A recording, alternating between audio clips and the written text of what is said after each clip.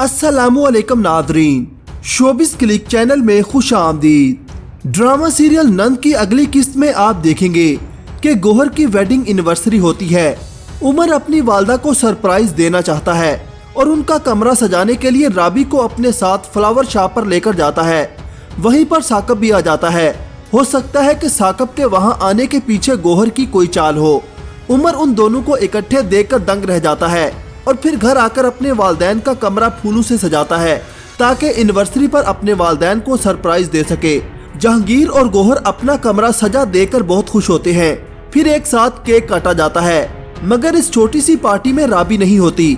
जिसके बाद उमर जहांगीर को बताता है कि बाबा, मैंने आज साकब मामू को फ्लावर शॉप के बाहर राबी से बात करते देखा है। राबी मामा साकब मामू से हंस हंस कर बातें कर रही थी।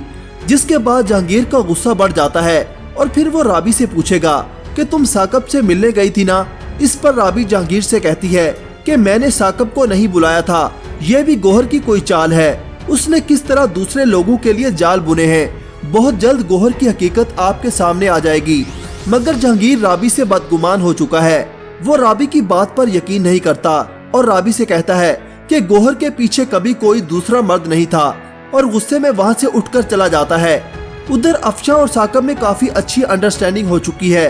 वो मिलकर कोशिश कर रहे हैं कि किसी भी तरह से मामले की तह तक पहुँचे और हसन और फरवा को एक कर सके। साकब अफशा से कहता है कि मुझे तो ये समझ नहीं आ रही कि हम दोनों भाइयों के दरमियान और हमारे पूरे खानदान के दरमियान झगड़े की वजह कौन है। हसन जब साकब को अफशा के साथ फरवा और अपनी जिंदगी के बारे में डिस्कस करते देखता है तो गुस्से से आग बगोला हो जाता है।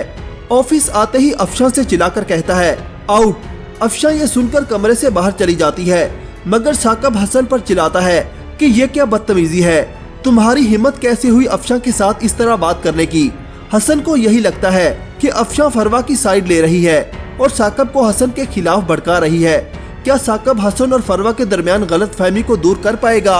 अपनी राय का इजहार कमेंट सेक्शन में जरूर कीजिएगा। अल्लाह हाफिज।